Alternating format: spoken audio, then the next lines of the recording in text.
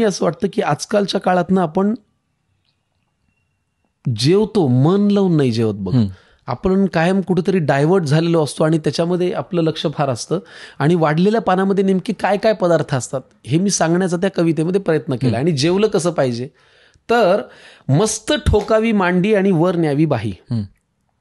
मस्त ठोकावी मांडी आणि वर न्यावी बाही. अहो चवीने खाणं सुद्धा काही खायचं काम नाही.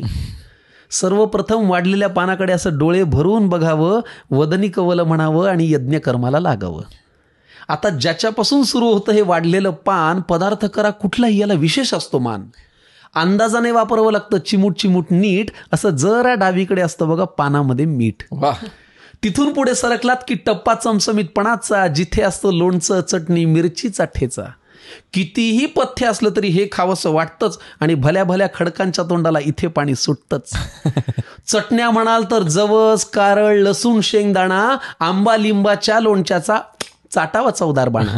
हा ठेचा आयुष्यात जेवढ्या खाल अनुभवाची साठवण होते, पण ताटातला पोटात जास्त गेला की सकाळी मात्र आठवण होते. क्या बात आहे. आता जिच्यासाठी चाले सगळा प्रपंच, धंदा, नोकरी, पानाच्या अगदी मधोमध ती पोळी आणि भाकरी. गोल गोल गरम गरम अशी आईनेच पानात वाढावी, पापुद्रा काढून आतली खमंग वाफ आपण काढावी. मग मनसोक्त जेवणाऱ्यांना मुळी नसतं डाएटचं कारण इथून पुढे येतं पानात ते चिंच गुळाचं वरण. मग बाजूला कोण याची चिंता आपण का करावी, अशी वरणात पोळीत कुस करावी आणि फुरकी मारावी. किती छान. याशिवाय हे बिचारं पोट काय दुसरं मागतं. हा पण चांगली भाजी करायला मात्र कौशल्यपणाला लागतं. चिरलेली, निवडलेली, वाफवलेली किंवा भरलेली. काहींच्या घरी तीही पण असते हो, कालची थोडी उरलेली. उगाच जास्त क्रेडिट त्या कोंबडी बोकडांना गेलंय. या भाज्यांनी आपलं जगणं सांगतो खरं समृद्ध केलंय. चांदीच्या ताटातही शोभून दिसते मेथी, भेंडी आणि गवार. सोन्याचा चमचा असला तरी खाणार हेच, ठाकरे असो वा पवार.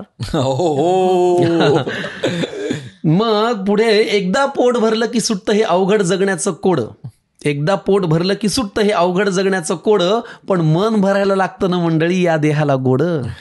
मग एवढं जेवणही राखावा बरं आग्रह करणाऱ्याचा मान, आणि चाटून पुसून स्वच्छ करावं ते वाढलेलं पान. मग ढेकर देऊन पलंगावरती देह टेकवावा थोडा, इतक्यात कुणीतरी आणून द्यावा लवंग खोचलेला विडा. हेच ते वैभव आहे ज्यासाठी सगळे कष्ट करतो, पण समोर आल्यावर मात्र न जेवता फक्त पोट भरतो.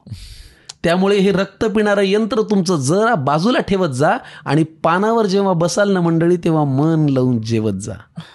मग 5वर पंखा करून झोपण्याचं सुख असं सांगून थोडंच कळावं. आणि असंच वाढलेलं पान देवा रोज सगळ्यांना मिळावं. असंच वाढलेलं पान देवा रोज सगळ्यांना मिळावं. अशी ही वाढलेलं पान नावाची एक नुकतीच मस्त गरम गरम